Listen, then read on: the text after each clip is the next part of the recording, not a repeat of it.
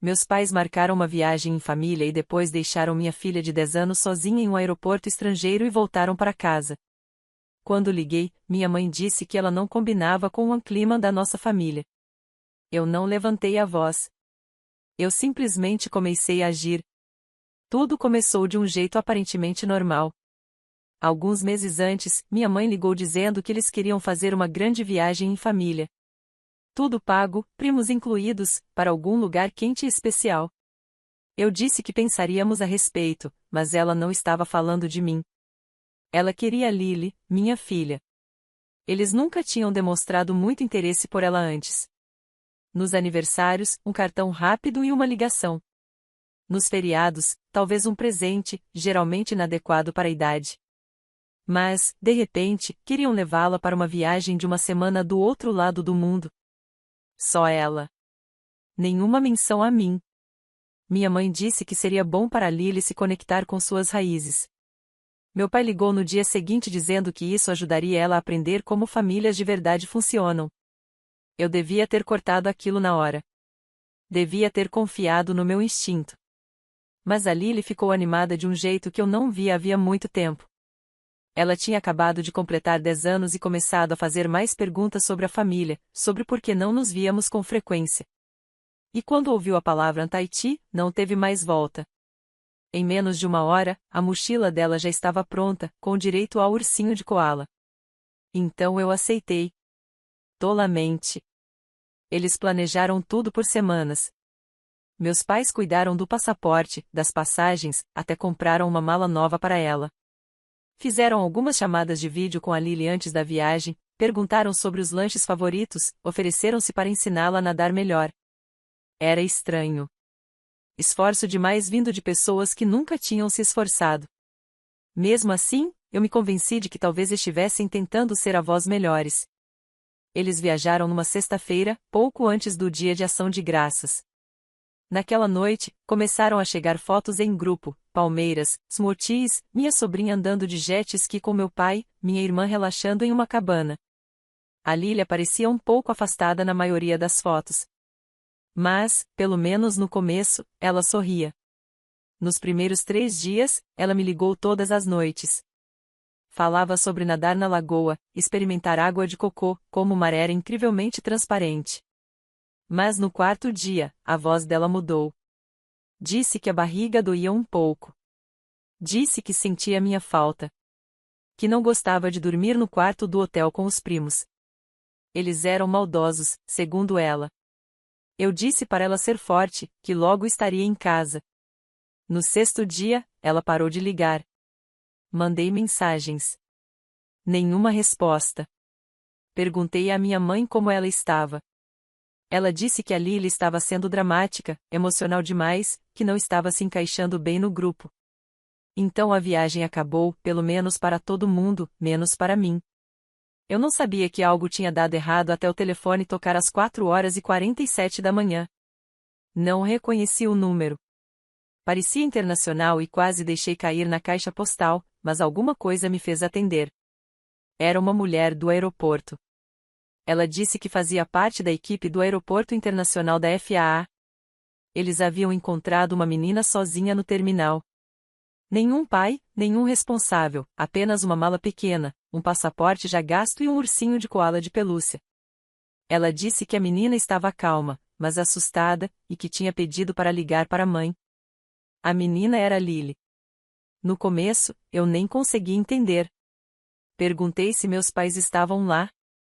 Houve uma pausa, e então ela me disse, com cuidado, que o resto do grupo tinha partido várias horas antes. Eles estavam em um voo de volta para Los Angeles. Minha filha não estava nesse voo. Algo dentro de mim se partiu. Não foi pânico, ainda não. Foi uma consciência fria e vibrante de que algo terrível tinha acabado de mudar nossas vidas para sempre. Liguei para minha mãe. Ela atendeu com naturalidade, como se estivesse me esperando. Eu perguntei, onde está a Lily? Ela respondeu, já? Eu não disse nada. Então, como se não fosse nada demais, ela disse que a Lily não se encaixava no clima da nossa família. Só isso. Ela falou como se estivesse comentando sobre mudar os móveis do pátio. Como se deixar uma criança sozinha em um país estrangeiro fosse apenas um inconveniente de agenda. Eu não discuti. Não perguntei o porquê. Não gritei. Apenas desliguei, abri o laptop e comecei a comprar passagens. Eu nem fiz mala. Não contei a ninguém naquele momento. Nem ao pai da Lily, nem aos meus amigos, nem mesmo ao meu chefe. No instante em que eu dissesse isso em voz alta, tudo se tornaria real de um jeito para o qual eu ainda não estava preparada. Tudo em que eu conseguia pensar era em chegar até ela. O resto podia pegar fogo depois. Comprei o primeiro trajeto que eu podia pagar e que não exigia esperar mais um dia. 2 escalas, quase 24 horas de viagem. Não hesitei. Nem olhei a escolha de assentos. Só cliquei em confirmar. Saí do apartamento sem mala. Peguei meu passaporte, o carregador do celular e a carteira. Só isso. No aeroporto, percebi que ainda estava usando o mesmo moletom em que tinha dormido. Minhas mãos tremiam quando entreguei o documento. A atendente perguntou se eu estava bem. Eu assenti e olhei para além dela. O primeiro voo pareceu interminável. Eu não conseguia ficar parada. Ficava imaginando a Lily sozinha naquele terminal, se perguntando por que ninguém estava voltando para buscá-la. A cada poucos minutos, eu checava o celular, com medo de ver uma chamada perdida dizendo que algo tinha dado errado. Durante a escala, o barulho do aeroporto começou a parecer irreal. Famílias riam. Crianças corriam com bichos de pelúcia. Pessoas reclamavam de atrasos como se aquilo realmente importasse. Eu me sentei no chão, perto de uma tomada, e finalmente me deixei pensar. Meus pais não tinham cometido um erro. Eles não tinham esquecido dela. Eles a abandonaram. Essa verdade me atingiu em algum ponto sobre o Pacífico. Não veio como uma onda, mas como pressão. Uma pressão lenta e esmagadora no meu peito. Memórias começaram a surgir, coisas que eu não tocava havia anos. Ser excluída, ouvir que eu era sensível demais, difícil demais, diferente demais. Passei toda a minha vida adulta tentando proteger a Lily de sentir algo assim. E eu a entreguei diretamente a eles. Quando aterrissei para a segunda escala, meu telefone vibrou no instante em que pegou o sinal. Era uma mensagem da mulher do aeroporto no Tahiti. Ela disse que a Lily tinha dormido em uma pequena sala dos funcionários. Uma das funcionárias ficou com ela a noite inteira. A polícia local havia sido avisada, mas não estava alarmada. Ainda não. A Lily não tinha se machucado. Ela não tinha ficado sozinha. Li aquela mensagem 3 vezes antes de minhas pernas falharem e eu me sentar ali mesmo no chão. Então outra notificação chegou. Era da minha irmã. Ela escreveu: "A mãe disse que você está surtando." Isso foi exagerado. A Lily estava bem. Fiquei olhando aquela mensagem por um longo tempo. Minhas mãos já estavam firmes. O pânico tinha se consumido e deixado algo mais frio no lugar. O último voo pareceu mais longo do que todos os outros juntos. Eu não dormi nem um minuto. Apenas fiquei revivendo a última ligação da Lily na minha cabeça. A hesitação antes de se despedir. O jeito como ela disse que sentia minha falta, como se não tivesse certeza de que podia dizer aquilo. Quando o avião finalmente pousou no Tahiti, eu me movi mais rápido do que nunca na vida. Um policial estava esperando logo depois da imigração. Ele não fez muitas perguntas. Ele já sabia. Ele me conduziu por um corredor lateral, longe da multidão, até uma sala pequena que cheirava a café e desinfetante. Ali ele estava sentada em uma cadeira, enrolada em um cobertor grande demais para ela. O koala estava encaixado debaixo do braço, como se fosse o que a mantinha inteira. Ela parecia menor do que eu lembrava. E mais velha também. Ela se levantou quando me viu. Eu larguei tudo. Não disse o nome dela. Não perguntei se estava bem.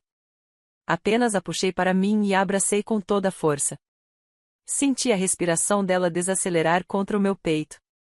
Ela não chorou. Apenas ficou ali, como se tivesse medo de que, se mexesse, eu desapareceria. Mais tarde, um dos policiais explicou o que tinha acontecido. Como meus pais tinham feito o check-in como um grupo. Como a passagem da Lily nunca foi escaneada. Como ninguém percebeu até o portão estar quase vazio. Como ela esperou, achando que talvez eles estivessem no banheiro ou comprando algum lanche. Como ela continuava dizendo que não queria meter ninguém em problemas. Essa parte doeu mais. Quando finalmente ficamos sozinhas, ela me fez uma única pergunta: eu fiz alguma coisa errada? Foi aí que eu soube que isso não era apenas sobre trazê-la para casa. Era sobre o que vinha depois. Ficamos no Tahiti 2 noites a mais do que o planejado. Todos os voos estavam completamente lotados no dia seguinte ao que eu a encontrei.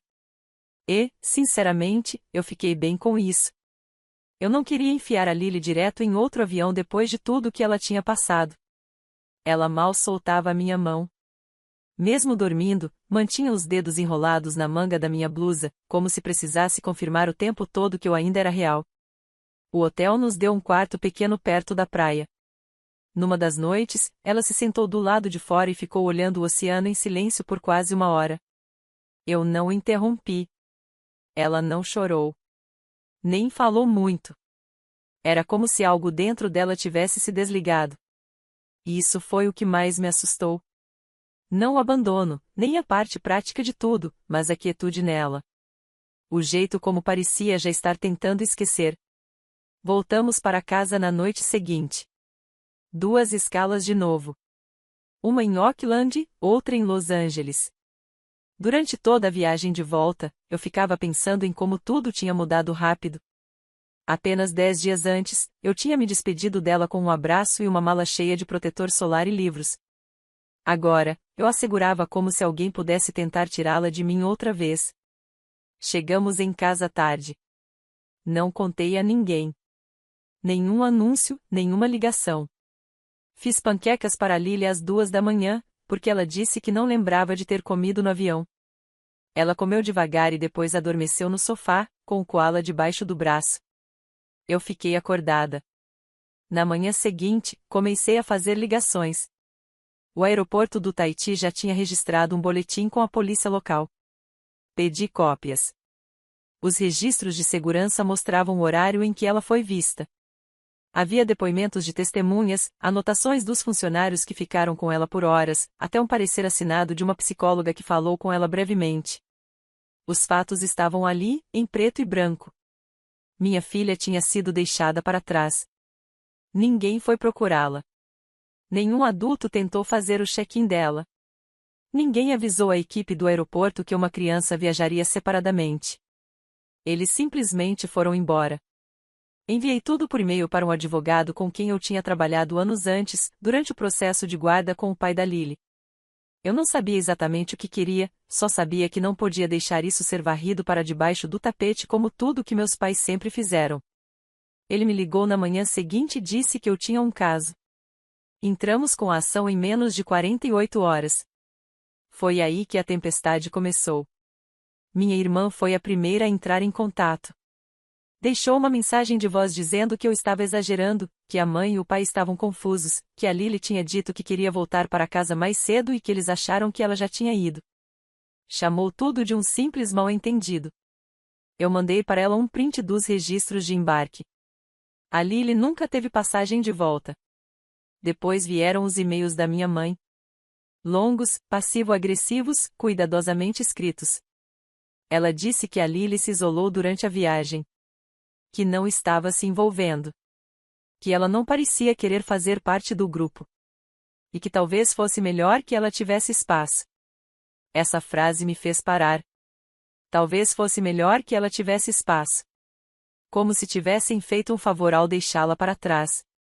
Nenhum pedido de desculpas, nenhuma responsabilidade assumida, apenas aquela manipulação horrível e polida com a qual eu cresci, transformando crueldade em algo racional, algo sensato. Aquilo me deu enjoo. No fim do mês, o processo já estava em andamento. Meus pais contrataram um advogado e tentaram jogar a culpa para outros. Nada funcionou. As provas eram esmagadoras. Quando o caso chegou ao tribunal, a juíza não precisou de muito tempo.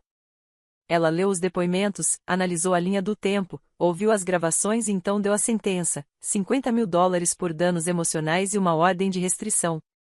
Eles ficaram legalmente proibidos de chegar a menos de 50 metros da Lily ou de entrar em contato com ela de qualquer forma por 5 anos.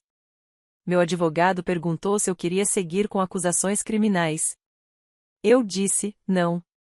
Isso não é sobre vingança. É sobre manter a Lily segura.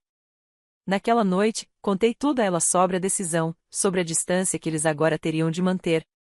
Ela não disse muito, mas quando fui colocá-la na cama, sussurrou: "Isso quer dizer que eles não vão tentar voltar?" Eu respondi que sim, e pela primeira vez ela fechou os olhos e dormiu a noite inteira. Depois da decisão do tribunal, eu esperava mais. Mais drama, mais raiva, mais resistência dos meus pais, ou pelo menos uma ligação da minha irmã gritando que eu tinha arruinado tudo. Mas ficou quieto. Quieto demais. Ninguém entrou em contato. Nenhuma mensagem, nenhuma postagem enigmática, nenhuma tentativa barata de culpa vinda de algum primo. Era como se alguém tivesse apertado um botão e, de repente, eu não fosse mais família. Nem pessoa eu era, apenas uma história com a qual eles não queriam lidar. Mas silêncio não significa paz. Fiquei sabendo, por meio de uma amiga com quem eu não falava havia mais de um ano, que minha irmã vinha postando coisas online. Claro que sem me citar diretamente, mas era óbvio. Algumas pessoas incendeiam a própria família inteira só para se sentirem importantes. Imagina processar os próprios pais depois que eles cuidaram do seu filho por uma semana. Coisas assim. Vagas o suficiente para protegê-la, afiadas o bastante para ferir. Eu não liguei para a fofoca. O que realmente me atingiu foi o que veio depois. A escola da Lily me ligou numa manhã, logo depois que eu a deixei lá. A orientadora disse que uma mulher que afirmava ser a avó da Lily tinha aparecido no dia anterior, perguntando se poderia falar com ela em particular, dizendo que estava preocupada depois da viagem. A secretaria pediu um documento. Ela não tinha. Quando insistiram, ela foi embora. Não me avisaram na hora porque não tinham certeza do que tinha acontecido até a orientadora juntar as peças. Ele achou que eu precisava saber. Fiquei sentada no carro por muito tempo depois daquela ligação, segurando o volante. Minhas mãos não estavam tremendo. Eu não estava com raiva do jeito que se espera. Era algo mais frio, mais profundo, como se uma linha tivesse sido cruzada e não houvesse volta. Registrei um boletim de ocorrência imediatamente. Não era suficiente para acusá-la formalmente. Ela não tinha feito contato direto, não tinha invadido a escola, não tinha tentado tirar a Lily de lá. Mas agora havia um registro. Enviei a ordem de restrição para a escola. Mandei cópias para a Secretaria de Educação. Acrescentei todas as camadas de segurança que consegui imaginar. E não contei nada a Lily, porque eu não ia deixar que eles continuassem tirando coisas dela. Mesmo sem saber, ela sentiu. Crianças sempre sentem. Ela vinha melhorando desde que voltamos para casa. Dormindo mais, comendo normalmente. Mas então começou a ficar grudada de novo, me seguindo de um cômodo ao outro, fazendo perguntas que já tinha feito. Que horas você vai me buscar hoje? E se você esquecer o celular? Posso ter 2 celulares, só por precaução, se um quebrar? Uma noite, enquanto escovava os dentes, ela perguntou se eu achava que ela tinha sido chata na viagem. Perguntei o que ela queria dizer. Ela disse que talvez, se tivesse sido mais divertida, eles teriam querido trazê-la de volta. Aquilo foi tudo. Foi naquele momento que percebi que isso não era algo que eu conseguiria consertar sozinha. No dia seguinte, marquei a primeira sessão de terapia dela. Uma mulher de voz suave e credenciais sólidas, alguém que já tinha trabalhado com crianças após desastres e disputas de guarda. Contei tudo na ligação inicial, cada detalhe. Não escondi nada. A primeira sessão foi difícil. A Lily não queria ir. Foi educada, mas dava para perceber que ela achava que aquilo era um castigo, como se tivesse feito algo errado de novo. Ela ficou sentada na sala de espera, apertando o coala de pelúcia com tanta força que achei que as costuras iam arrebentar. Mas ela entrou. 45 minutos depois, saiu com os olhos marejados e um sorriso pequeno, mas verdadeiro. Não disse muita coisa, só perguntou se podíamos tomar sorvete. Eu disse que sim. Não falamos sobre o que ela disse na sessão. Eu não perguntei. Apenas dirigi. Naquela noite, ela dormiu a noite inteira. Sem pedir água. Sem levantar para checar a luz do corredor. Sem sussurrar meu nome na porta do quarto. Apenas dormiu. Não foi uma vitória. Não foi um encerramento. Mas foi alguma coisa. Um começo. Eu não ia criar uma filha achando que precisava merecer o mínimo de decência de pessoas que diziam amá-la. Não ia deixar que ela carregasse esse peso como eu carreguei. Eles a deixaram. Fizeram a escolha deles. Agora, eu estava fazendo a minha. Quando janeiro chegou, o rompimento deixou de ser teórico. Tornou-se permanente. Ninguém dizia meu nome nos grupos de mensagem. O aniversário da Lily passou sem um único cartão daquele lado da família. Pessoas com quem eu cresci, que comentavam todas as fotos de feriado, de repente agiam como se não existíssemos. Não foi dramático. Foi cirúrgico. Cortes limpos, apagamento total. Era assim que meus pais sempre lidaram com conflitos. Se não conseguiam te controlar, te removiam. Minha irmã, porém, não desapareceu. Ela foi na direção oposta. Ficou mais barulhenta, mais pública. Nunca mencionou a Lily pelo nome, mas tudo o que postava era próximo o suficiente para atingir. Textões sobre pais que envenenam os filhos contra a família. Sobre como o momento emocional pode ser exagerado e virar trauma quando se deixam advogados se envolverem. Ela se colocava como a razoável, a pacificadora, a adulta da situação. Eu permaneci em silêncio. O silêncio era o meu limite. Nos bastidores, as coisas continuavam andando. A papelada do acordo foi finalizada. A ordem de restrição foi registrada formalmente em várias jurisdições. A escola da Lily tinha cópias. A terapeuta dela tinha cópias. Até o programa de contraturno recebeu instruções. Se alguém daquele lado da família aparecesse, havia procedimentos claros.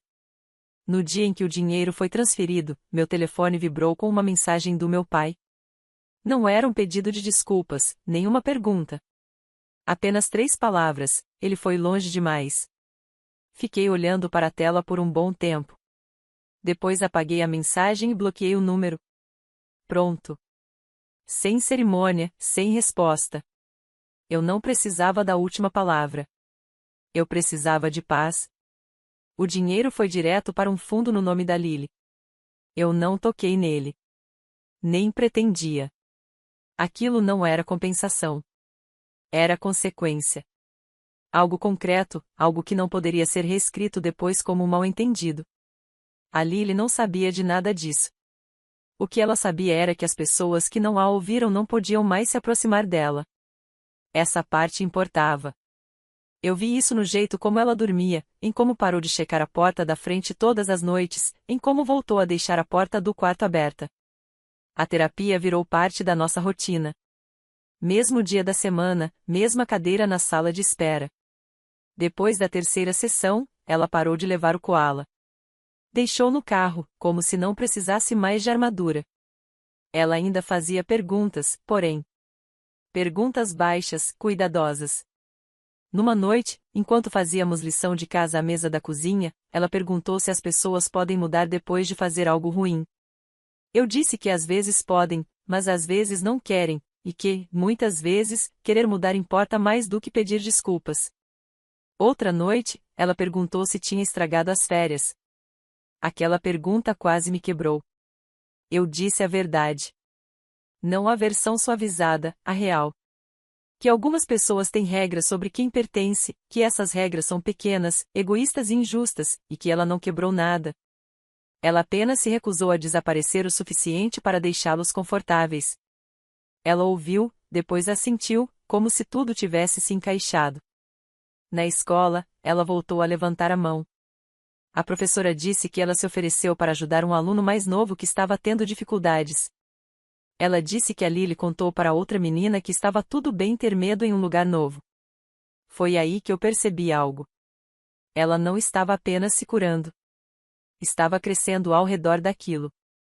Numa tarde, depois de uma sessão de terapia, a terapeuta a puxou para o lado e falou comigo.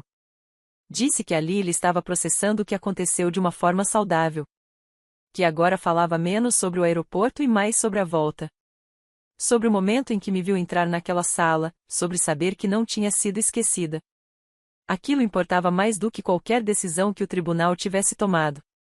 Naquela noite, a Lily perguntou se um dia poderíamos planejar a nossa própria viagem. Só nós duas, para algum lugar perto, algum lugar seguro. Disse que não se importava com o destino. Eu disse que sim sem pensar, porque a linha já tinha sido traçada e nós estávamos do lado certo dela. A primavera não chegou de uma vez. Veio em pedaços. Algumas manhãs mais quentes, uma luz mais clara entrando pelas janelas, os primeiros sinais de verde nas árvores do lado de fora do nosso apartamento.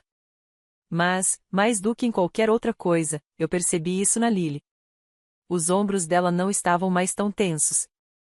Os olhos não corriam até a porta toda vez que ela ouvia passos no corredor.